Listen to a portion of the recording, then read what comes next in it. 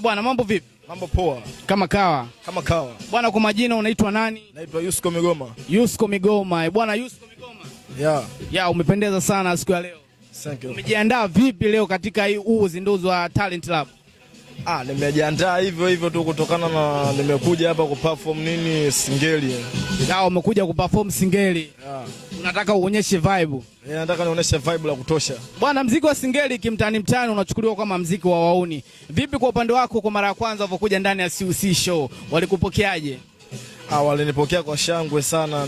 Ni vitu gani ambavyo umejifunza ndani ya CUC show ambavyo vichache unaweza ukavielezea kidogo ya mashabiki wakaweza kuona kidogo? Nimejifunza vitu vingi. Yeah, na leo kwa hiyo tutegemee nini kutoka kwako ndani ya CUC?